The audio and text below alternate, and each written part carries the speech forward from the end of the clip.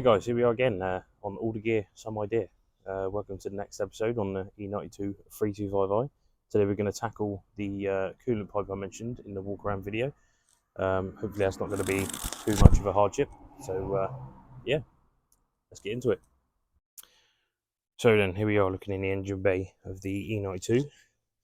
As I mentioned in the video before, you can see there is a coolant leak coming from this pipe here, which runs just over to the top of the radiator and clips on to that top coupling going onto the top radiator hose there, and finishes at the header tank. So it looks like we've got to take this front trim off here for the air intake. Looks like the air comes up through the kidney grills into this intake here and then up into the airbox. So I think we'll get these clips out here, these two T15s it looks like, maybe T20s, and then hopefully that trim on the back will then be loose and we can get that removed and be able to see the coolant pipe in all its glory.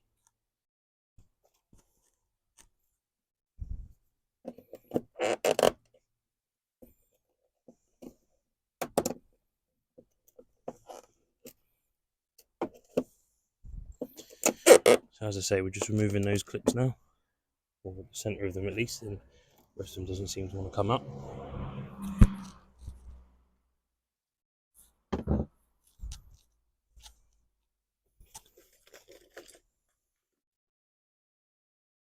And there's a couple of small Torx screws in the front here, get them loose. Interesting, we might not actually be able to take this front section off, because these screws look like they hold that back section, this section here on, so hopefully we can just take these screws out and this will then pop off.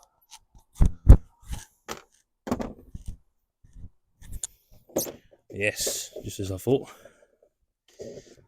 We can now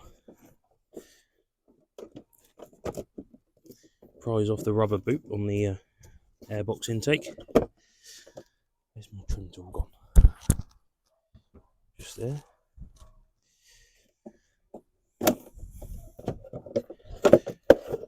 There we go. That's a little plastic intake section for the airbox out of the way. Now I've got full view of this coolant pipe, and you can see, I don't know if it's split internally or something, but someone's put some cable ties on here with some insulation tape. It's obviously worked to an extent, but it is leaking, as I say. So not an approved repair method, I'd imagine, by BMW, but obviously if it gets someone out of the mire, it's worth a shot. One thing I'm going to do is just remove the coolant cap to release any pressure that is in there. So obviously if I take this pipe off and there's pressure in the system still, it's just gonna, pipe's going to pop off and I'm going to get smothered in nice warm coolant, which obviously we don't want.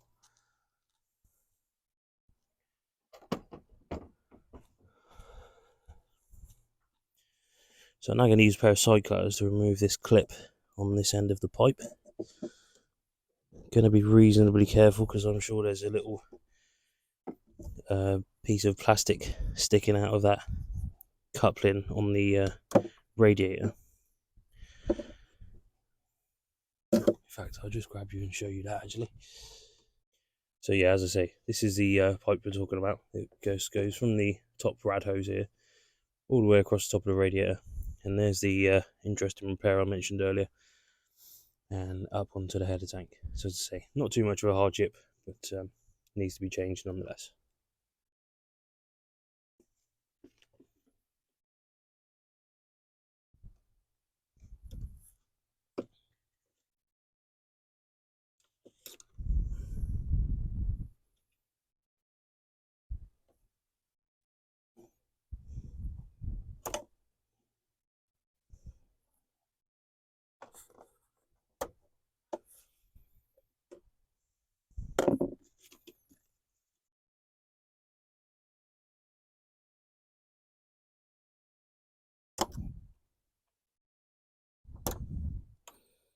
Okay, so that's that metal single-use clip removed. The new pipe doesn't come with a new clip, so purchase some cable ties to get the job done on that front. And we'll just pull up the little spring clip on the header tank pipe. I am expecting it to lose a little bit of coolant. I have got some to replace it, so no issues there. And there we go. That's the top. Do you know what? I'm going to leave that on there for a minute. Pull it off this end, like so. And then I'm going to swap it with the other one quickly, so hopefully we don't lose as much coolant as I initially thought. Interesting thing, on the new pipe, it's rather than having the rubber section here, it's solid plastic all the way through to here. You've got the rubber hose which connects on to the radiator. So whether that's a modification that BMW decided to do or just a bit of a design change, you might have some more information on that than I do. So if you do, drop us a comment in the down below. Down below. That was good English, wasn't it? I'll correct myself, seeing as George isn't here to correct me. All right, mate. Right, yeah, as I say, there's no clip on the end of that, so got some Jubilee clips I'm just going to place on the end of that, or one Jubilee clip actually.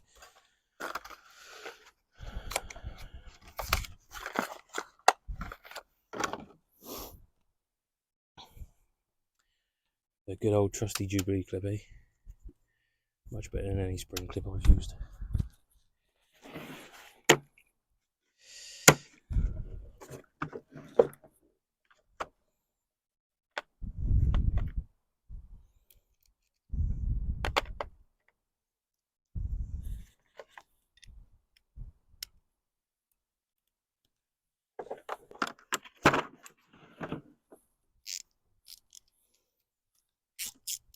So I just do the clip up a bit because it is slightly bigger than the pipe. Put that on there like that. Pull the old pipe off. Stick the new one on. There we go. It does look like it runs through underneath this wire in here. I think it should be under it or over the top of it. I don't know. That could be part of the reason why it failed. So yeah, there's the old fouling item, and you can see the amount of flex in that centre section that's been repaired.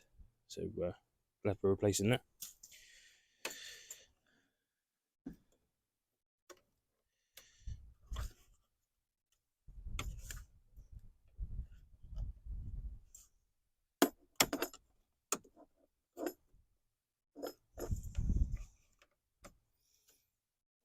Right, I actually think it's supposed to run underneath that wiring too. I'll just do that now.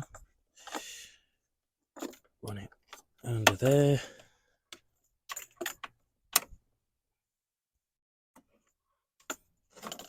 Something like that. Put the clip back on and place it back on the top hose there. Clip it in position and then fix it onto the header tank. And there we go. One new pipe. Just need to tighten this Jubilee clip into position.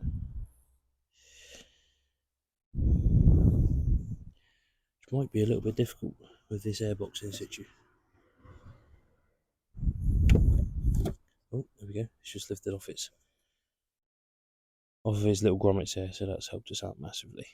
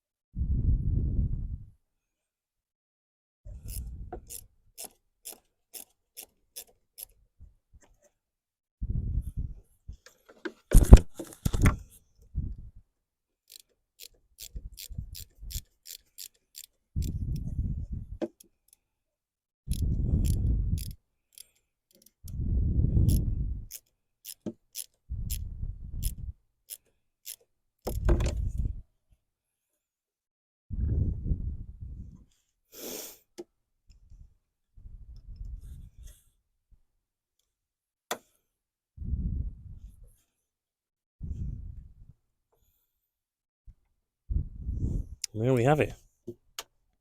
One pipe in situ, and hopefully will be no longer leaking. As you can see, we've got the Jubilee clip there on the end of the pipe, all nicely clipped in to its correct clips across the top of the radiator, and then up on the header tank, just there. So yeah, that's about it really. I'll run up in a second and obviously check for leaks. Obviously, if you do anything on your own car, make sure you test it afterwards and make sure what you believe to be fixed is actually fixed.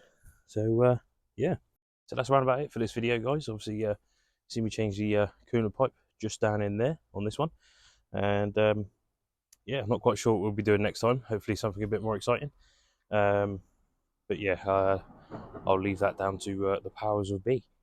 So yeah, thanks again for watching on that toadstool. Tatty Bumbles.